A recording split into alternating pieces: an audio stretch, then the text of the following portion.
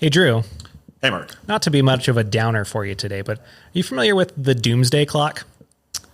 Yes, vaguely. I think it feels to me like one of those things that came out of the era of like Doctor Strangelove and like the end of the world. Yeah. But like in a more serious vein. Yeah, it's very serious. It's made by like a group of academics in like the atomics industry. And it's basically just a symbol of the likelihood of a human-made global catastrophe. And they define it that way, which I find interesting, instead of just saying like the likelihood of nuclear holocaust. But that's, for the longest time, what it's sort of been a measure of. That was like the most likely one, right? Yeah. And, but between that and climate change, it's sort of a toss-up, it feels like these days. It's going to be a photo finish. That's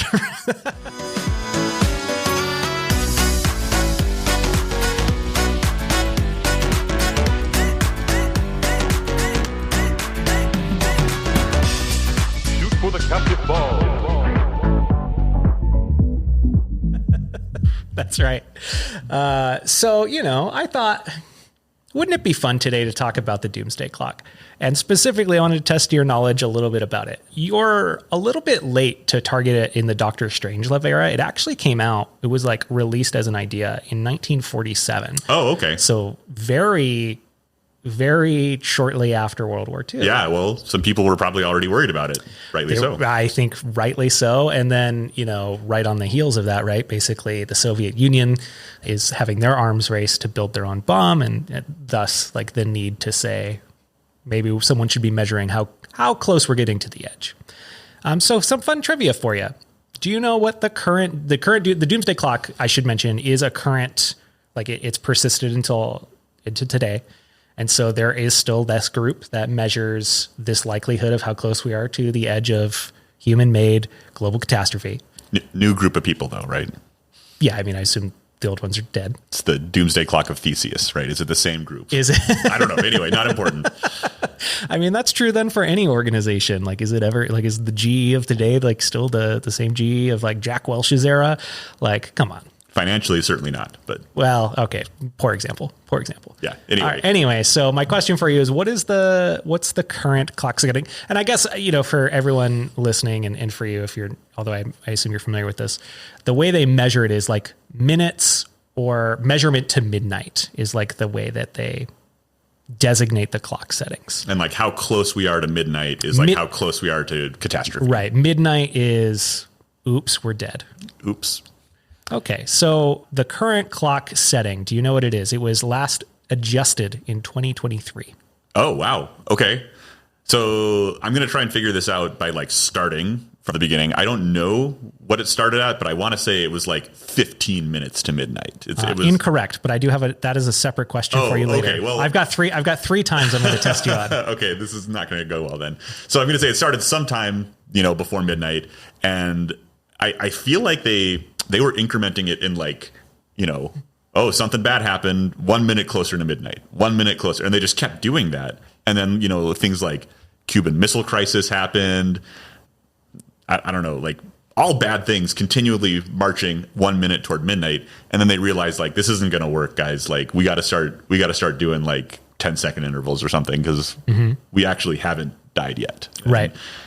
There might have been a time when it went backwards too. I don't know. Like maybe the fall of the Soviet Union was like, okay, we gained an extra minute. I don't know. But I'm going to say that like when they got to 5, they started doing it in more like smaller chunks, like less than a minute. So like, 20 seconds, 30 seconds, whatever.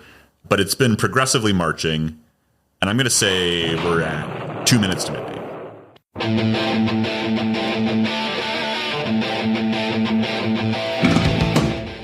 You said 2 minutes to midnight. Yeah. No, 90 seconds. So you are correct that in recent years it has incremented in smaller amounts. This was I think 10-second increment. And so basically sort of the lack of progress on addressing the climate crisis and then the invasion of Ukraine by Russia advanced the clock again. And so we're currently at 90 seconds to midnight. Okay, but it has not moved since then. Not since 2023. Okay. You alluded to both of these other questions. Okay, sorry. So this is great. This is great, and I like where you're thinking. The farthest it's ever been from midnight was in 1991. And it was related to both the Soviet Union dissolving, as you mentioned, and the agreement the U.S. had made with the Soviet Union called the Strategic Arms Reduction Treaty, or START, where both sides agreed to get rid of some amount of nuclear arms. It added something like, no, I'm not going to tell you how much it added to the clock because that would give you a pretty good guess. What do you think the farthest we've ever been from midnight was? And knowing that it was in 1991. Yeah, I actually would have thought that the farthest was when it started, and it's sort of been kind of surprising, isn't it? Monotonically increasing. Yeah, but yeah. Crazy. Okay, so the farthest was in 1991, and they moved it back some large amount that you won't tell me. Let's see. I'm going to go with 15 again. I'm going to say 15 minutes to midnight. Closer. 17 minutes to midnight. Actually, not closer, because that's 2 minutes versus 30 seconds off. Yeah. 17 minutes to midnight is the farthest we've ever been, which is, very, very impressive. And it makes sense when you think about the 90s really ended up being sort of an optimistic kind of decade for a lot of people because of these things. 17 minutes to midnight's a long time. You got time for like a McDonald's run. Yeah, I mean, right. Yeah, you could do a lot of stuff before midnight in 17 minutes, but you could play like so many games of bullet chess.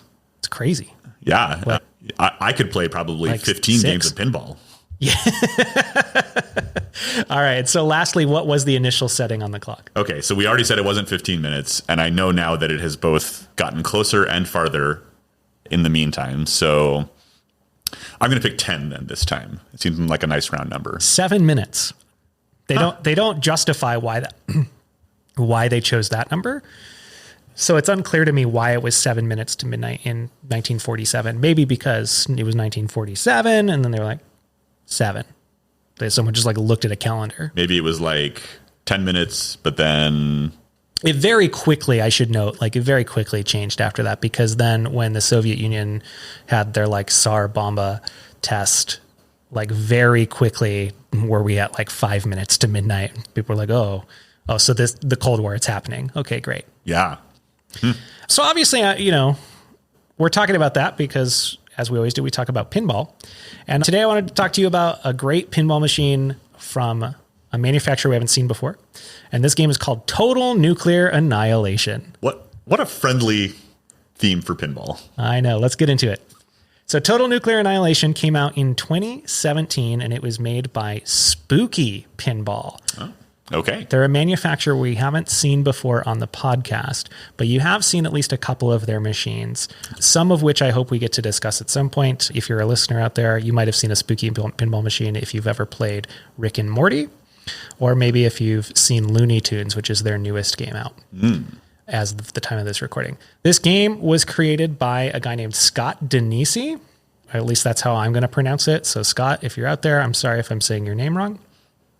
And This machine has a really cool story. Aside from being a theme that I think is just an awesome idea for a machine, it started out as a homebrewed project. Oh, cool. Scott Denisi in 2015 just had ambitions of building a pinball machine, and this is what he came up with. And then later, Spooky Pinball opted to make a production run of it because he went to different trade shows. He got featured on Dead Flip's channel on Twitch, and they saw some real promise in this game and they wanted to make it. So in 2017, there were 500 of these made. And then in 2022, they made another release with 250 machines. So there are 750. Wow. It's a pretty small run machine. Yeah.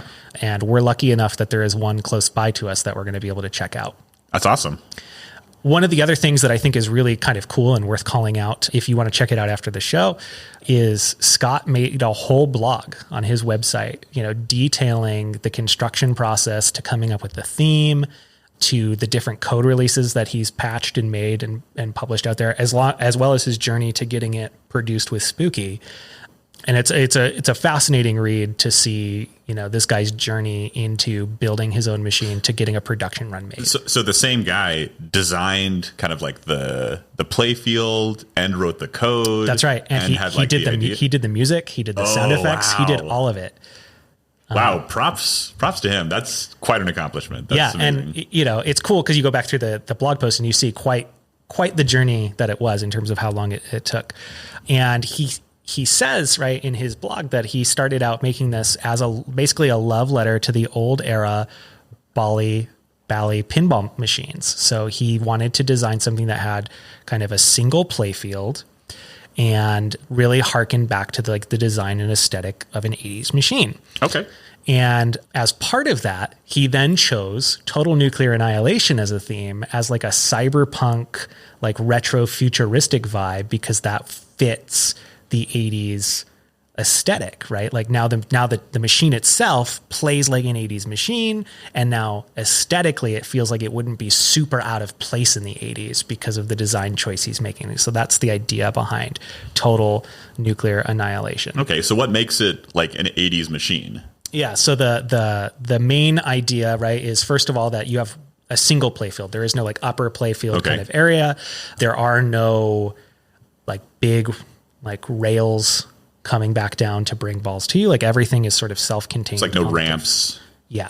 Do they have like, is there an underplay field, like a scoop or there is a scoop. There is a scoop for sure. Okay.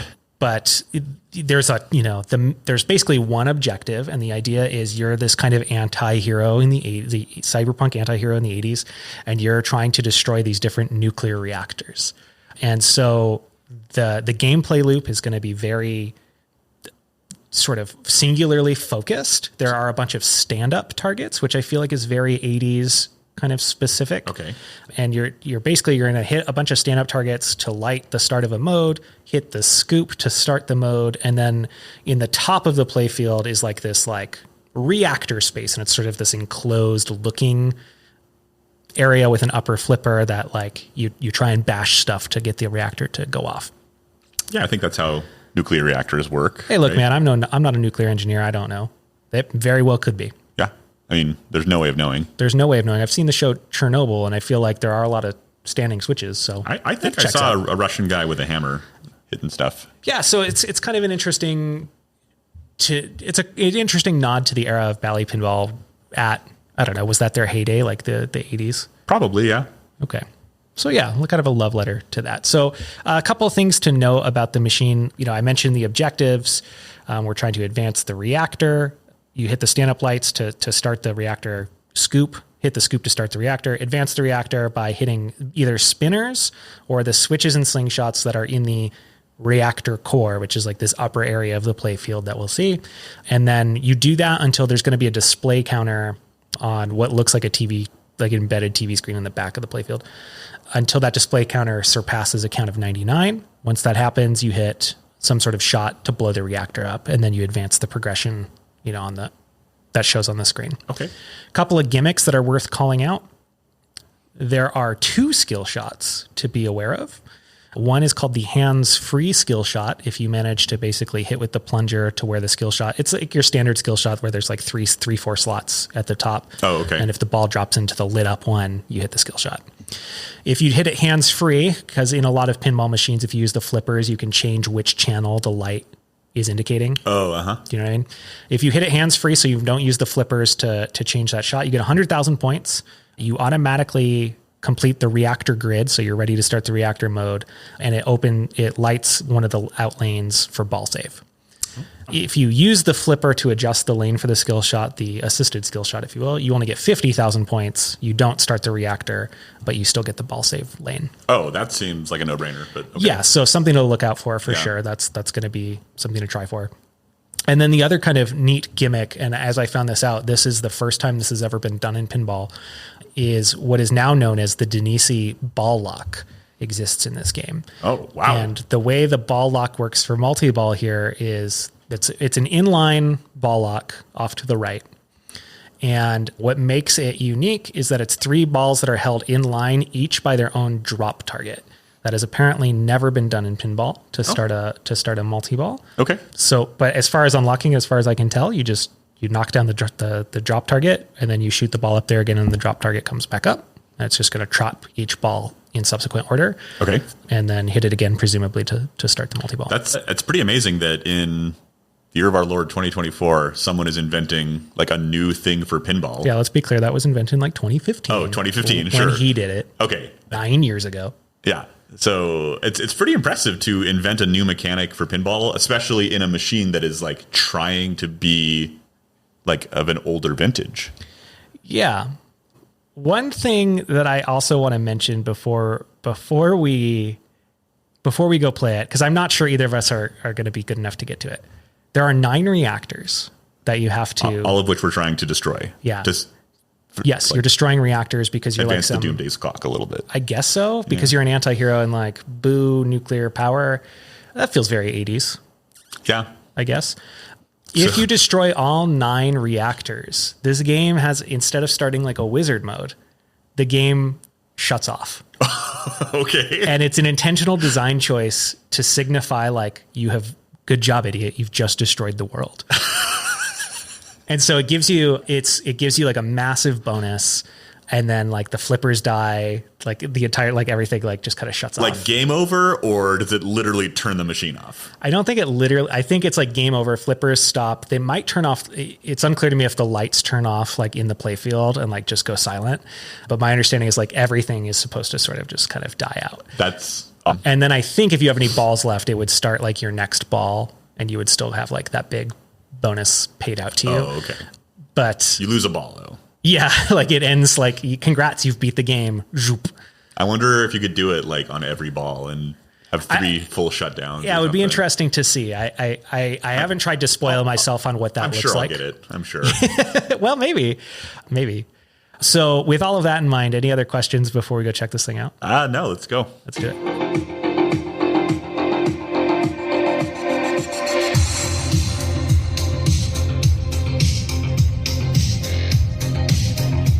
All right, welcome back. Talking about Total Nuclear Annihilation and also the pinball machine of the same name. What'd you think? Initial impressions. I totally get what you're talking about with that like kind of 80s vintage vibe. The thing that really stands out is like, yeah, that single playfield just feels old. And I was not expecting to enjoy it as much as I did. I thought that it was going to be boring, but there was a lot going on. Yeah, I have to confess, I had that looking at it in person, I was like, oh man, is this... I don't know. Like the theme, well, spoilers. The theme looks cool. Yeah, it looks really cool. But I was like, I don't know. Like that doesn't seem like there's enough going on. But like, yeah, that it was very surprising in how much I enjoyed coming back to it. So I've played at a couple of these like pinball museums that have, really old pinball machines from like the 30s and 40s, and almost all of them have this like upper loop that you launch the ball into, kind of like a horseshoe style. Yeah. And it always struck me as kind of just like a boring mechanic, because the ball would go up there and kind of bounce back and forth and then eventually fall down. And Total Nuclear Annihilation has that same kind of loop up there, but it works. Yeah. I really liked it. I also really enjoy that, up there too, they use like little flap actuators that like can trap the ball when necessary. Mm-hmm. And we'll talk about that, I think, as we get a little bit deeper into our analysis. But yeah, I think, it hooks you sort of from the get-go, and just the entire way it presents itself. And there is something really beautiful, I think, about a simple machine in terms of single play field, the way that it handles simple objectives. And I think we've talked about this in some past episodes where like sometimes not having a lot to do like works really well. And this is a machine that I think knows that and leans into it. Yeah, for sure. Also, before we get into any of our kind of usual discussion points, I think it's just worth mentioning again, because it's so rare that we see it. It's awesome to see a machine that's using just like its own original kind of intellectual property. Like this idea is not like a branded something or other. It's not tied into a movie. It's not, it's nothing we've seen before. And I think that lets it be really creative as well. And I like that. Yeah, I 100% agree. Although that said, I look at some of the artwork and one of them does look like a character from like Overwatch. I know exactly what you're talking about. Yeah. Tracer. Right? Tracer on the back glass for sure. But wait, if it came out in 15, was Overwatch even out back then? I don't know. Like maybe. That's a great question. I'm going to look it up on the fly. Did Overwatch steal from Total Nuclear Maybe Annihilation? Overwatch stole from Total Nuclear. Well, it depends. I'd have to go back on the blog post. I think he completed it in 2015 sometime, but I'd have to go back and double check. Overwatch came out May 2016. So, oh my gosh. Maybe there's a lawsuit for Matt Denisi. Okay, so as we do every time we talk about a machine, we try to evaluate them critically under kind of 3 different criteria that helps us identify which machines are, worth your time. And, we recognize we are amateur players. I'd say we get pretty decent scores. We get replays fairly often, but we're not like record setters. So a good place to be in the pinball sphere. So when we talk about these different things, we're looking at the game design, like how well does the unique things about it function? Like how does the gameplay loop work? How do those shots kind of tie together and make sense of the theme? Then we also analyze the theme itself. Like if we're calling this total nuclear annihilation, how well does the layout, the shots, the call outs all tie into making you feel like you're part of that world? And lastly, how fun is the machine? Like if you were at a bar, how often, how likely are you to go seek this out to make sure that you play it? How much are you pumping money into it? And from each of those, we rank on a score of, I guess, 0 to 5, but no one's gotten a 0. So 0 would be like no pinball. Like I put quarters in and the machine just like laughed at me. I think 0 would be like, honestly, like your first pinball, like the first pinball machine, right? Where like there were no flippers. It was basically pachinko. Yeah. Yeah. All right. So let's start with I want to start with the theme on this one. Okay.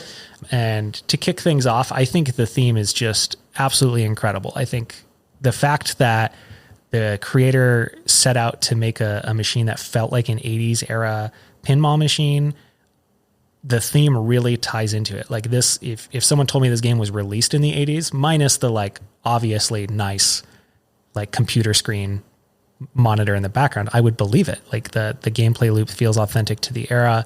I love the cyberpunk theme, and I think everything about that theme is honoring the era that it's trying to evoke.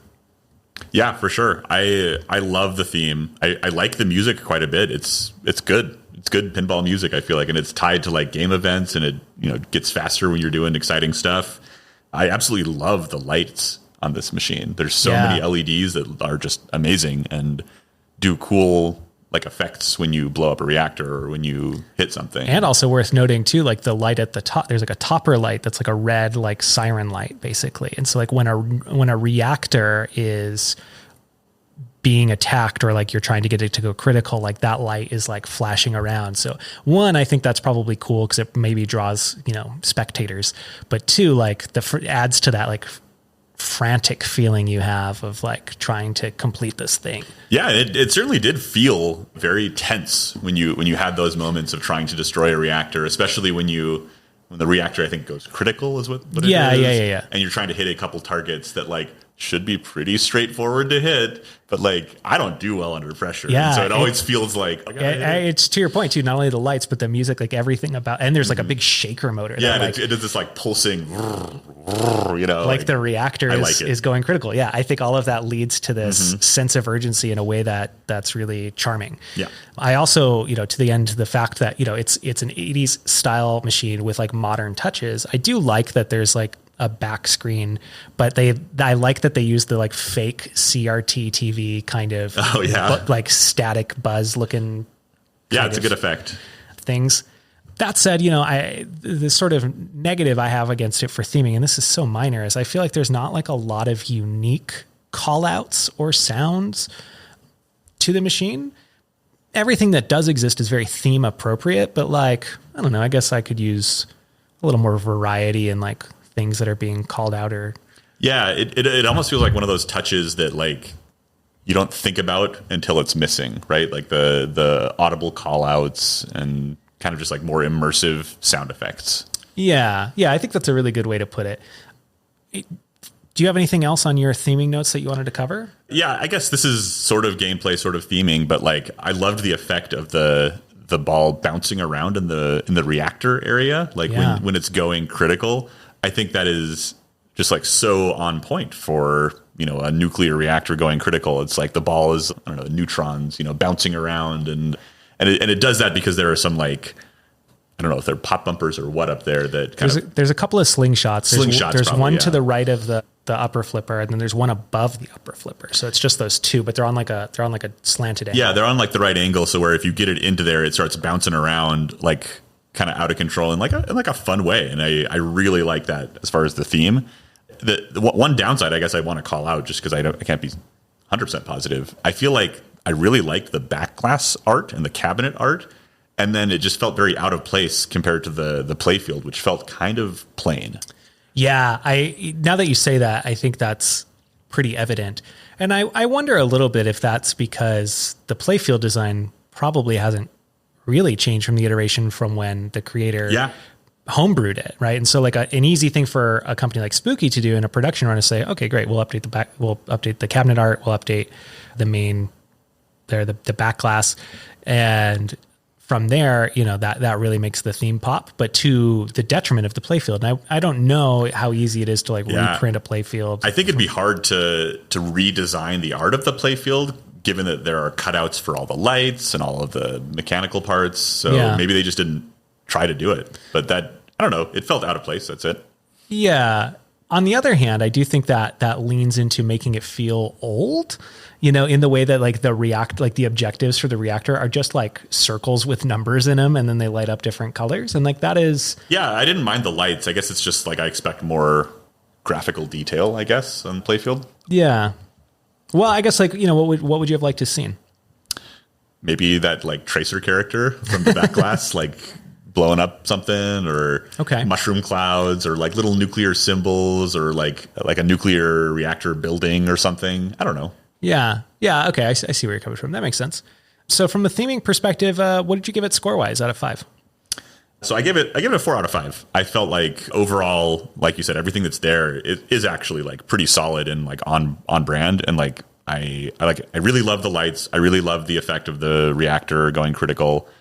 Just the only thing that it was maybe a little bit of a minus for me was the kind of lack of detail in the art. Yeah, that's fair. I gave it, surprisingly for me, a 5 out of 5. I thought, and I was trying to think about a while ago on one of our other episodes, you had said, yeah, I think it's in the top 20%. Mm-hmm. And I think that's where I put this. It is not the best theme of all time, but it executes on the theme in a way I see in very little other pinball machines, where the theme elevates the design and it elevates the fun factor for me. And the fact that it can do that for both of those puts it in the top 20% for me. Yeah, I'm not gonna push back on that.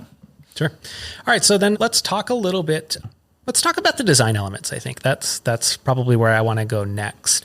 And again, I'll kick us off here.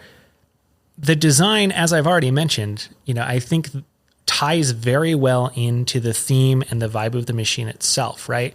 So the retro aesthetic of having basically just a bunch of stand-up targets, I think is really clever. I think that ball lock mechanism, that's a bunch of drop targets, is cool. But like there are also like these modern touches, right? The actuators for the flap that traps the ball in the reactor when the reactor mode is lit. And how when the reactor is not lit, those things stay up and basically it's just a big orbit shot at that point. And I think that kind of stuff is really cool. Or having the 9-digit display that counts down your ball save, I think is a nice like quality of life improvement that you don't see maybe in other era of pinball machines of that era, but like it still honors it. Yeah, that's definitely a unique touch. I love what you said about the little bouncing actuators at the top of the loop. That was definitely the thing that stood out most to me of the game design as like a unique thing.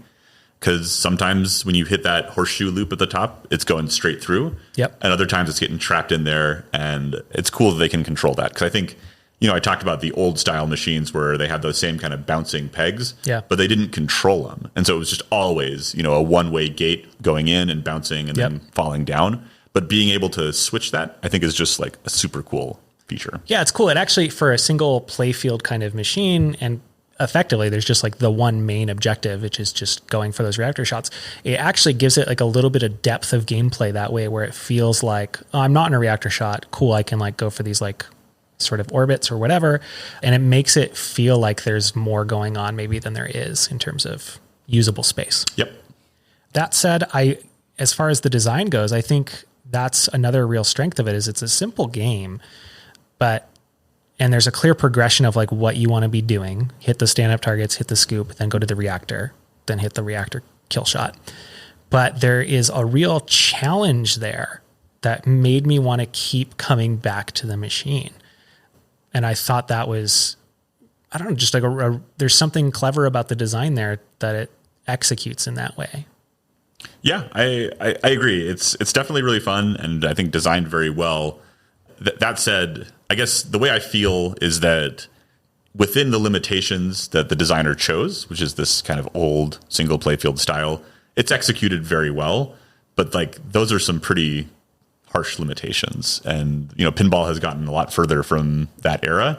And in the case of Total Nuclear Annihilation, I feel like it gets a little boring because there's just not a lot to shoot at. There's basically like the loop that you're shooting and a couple of stand up targets, and it feels kind of like a very repetitive game loop that I think would get old for me if I kept playing it a lot. Yeah, it's something that I would love to see and kind of try to revisit that venue enough to like get a sense of like, is this something that would lose its novelty over time once you kind of dial in those shots. And it's not clear to me, like one of the challenges that I know you and I both had in our games was the scoop when it was returning the ball to you had way too much power on it. Like a hand cannon there. Yeah, it was crazy. And I'm sure that's a setting that can be adjusted in that particular machine, but I don't know if that's like the default setting where it's supposed to kind of ricochet back at you pretty quickly. I thought it was going to break the glass. Yeah. There were a couple times where it like shot up and hit the glass. That's true. So probably that's not meant to be the default. But I wonder if, you changed some of that or you made the ball save less generous. I enjoyed how generous this one was in terms of like regularly giving you ball save after things like coming out of the scoop in certain situations. I wonder if that could increase the difficulty in a way that would make it something you would come back to and not lose its shine, but yeah, it's hard to know. Yeah, there's definitely room for iteration on the design, and that's a luxury that a single designer maybe just doesn't have, right? Like he doesn't have 2 years and a team of playtesters to kind of tweak things. Yeah, sort of what's interesting is I don't remember the last time he published code changes, but like he did patch a lot.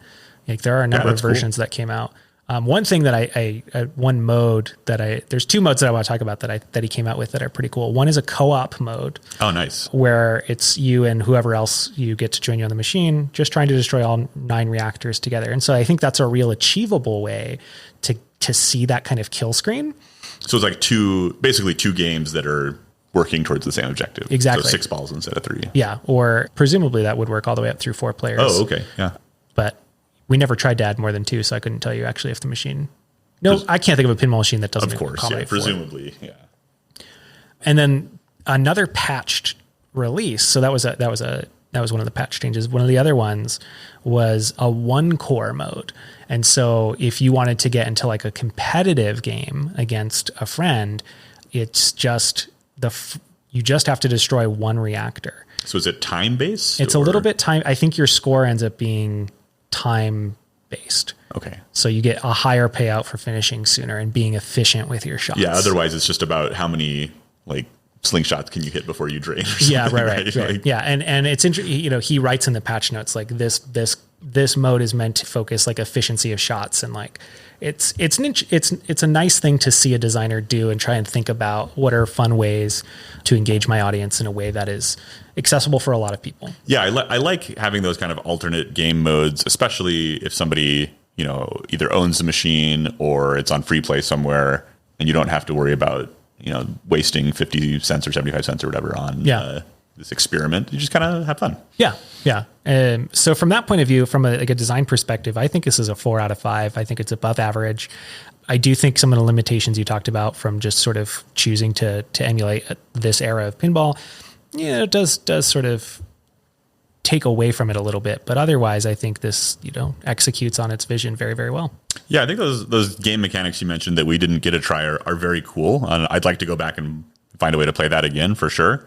I think, by the way, I did see like a co-op toggle when I was just like mashing the flippers. I think I don't know if that's by design at the venue where we're at, or if every game that's in like a pump quarters into it mode allows for it. But like, yeah, we should check it out for sure.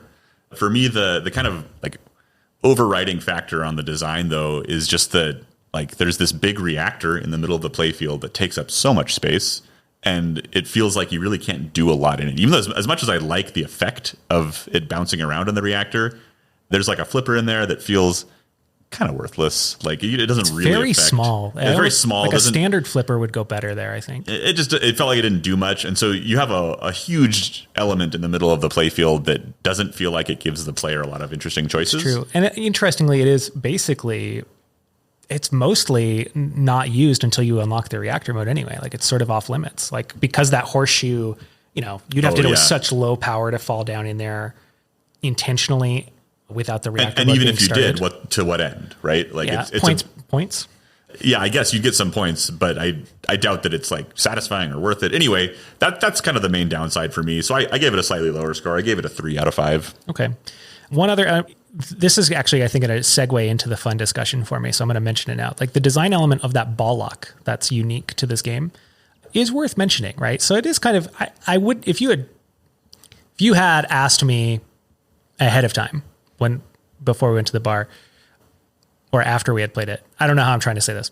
If you had asked me if this was something that had never been seen before in pinball, I would have said, no, for sure. This ball lock has existed 1,000 places before. It doesn't seem novel, but it is, right? Yeah. And that's sort of interesting to me because even knowing it when we went in to play it, like I just felt like, oh, okay, like this is just an old style ball lock. Yeah.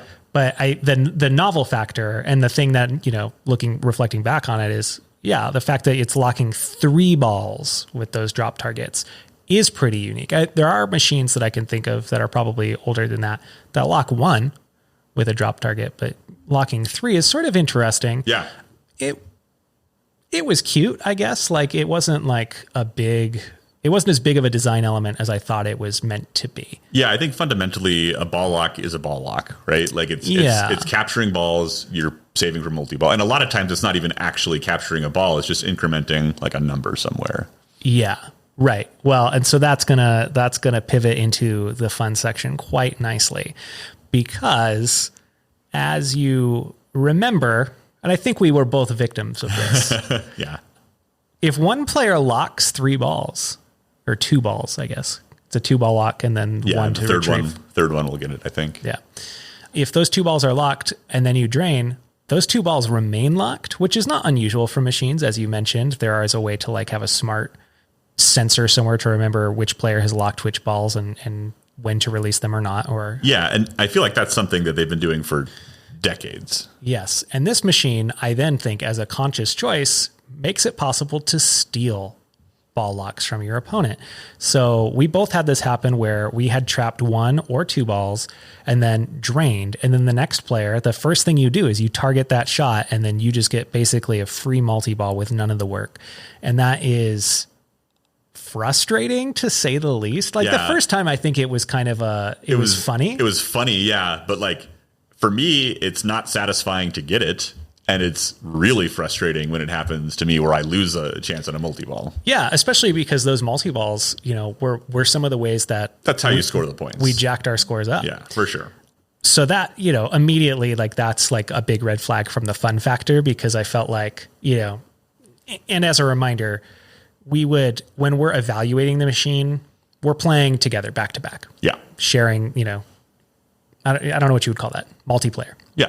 But when we're doing our kind of competitive games to compare each other, we do it separately so that you have all 3 balls like in rapid succession without us having to alternate who's playing. And that was smart in this case because I would have been furious. For sure. If I caught one of my comp games scores got basically negated because you stole my multi-ball. And and maybe, I don't know, maybe that's part of the point too. Like if you're in a competitive scene, maybe that's the way you're meant to play it. And then if you're in for the lulz game, then it doesn't matter if you're stealing multi-balls and there's a kind of party mode element. I'm curious if people are playing this in a tournament setting, how are they doing this? Because that feels very against the spirit of the tournament rules. I wonder if maybe there's a tournament mode setting because there's no reason. Maybe it just doesn't grant multi-ball then.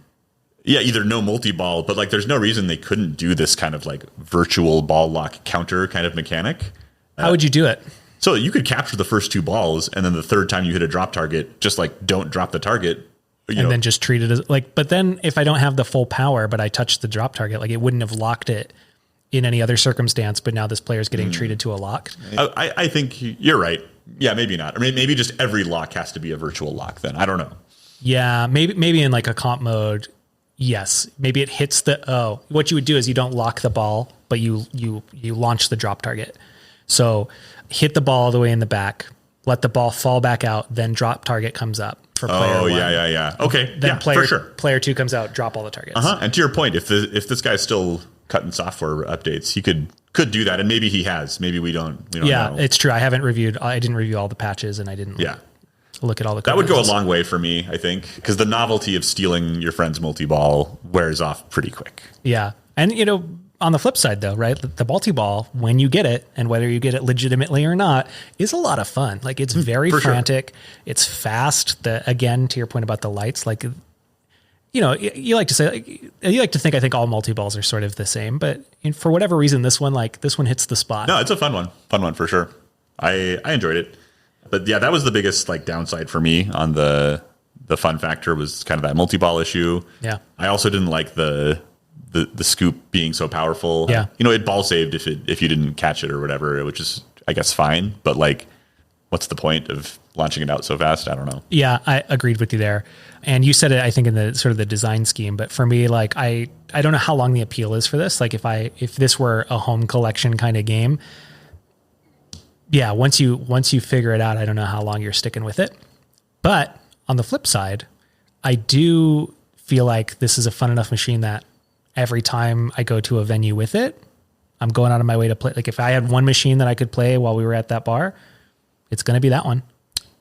Yeah, I don't know that it's always going to be my top machine at any location, but I'd play it again. I thought it was fun. Yeah, I guess that's I would seek it out. But right, I guess maybe if I went to a place that had all top tier machines, then it's a tough choice. Yeah. So what did you give us on a fun factor then? I gave it a 3 out of 5. 3 out of 5, pretty average. Yeah. And once again, I'm just above. I think it's 4 out of 5 here for me. I don't know, man. Maybe I'm just an old soul. I just like those 80s era machines. Yeah.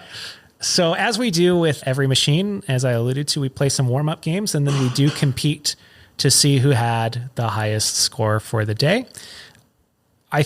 I want to say this one felt close. I don't remember how we shook out, but my highest score of the day was 488,211. Now, before you share yours, I actually think this is another kind of nice little touch here. This is not a huge score machine. No.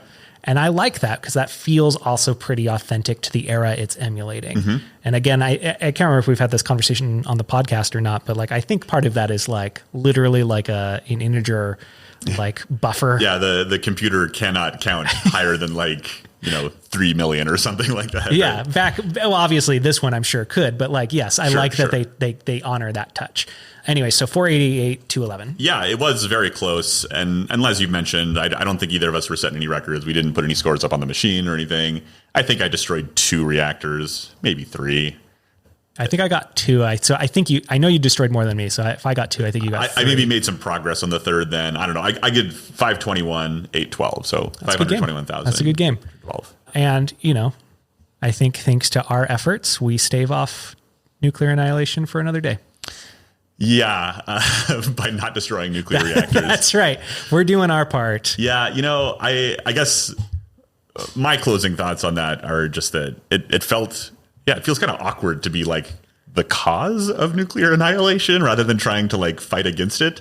That was really weird. So I felt in the case of, total nuclear annihilation, the only winning move is not to play.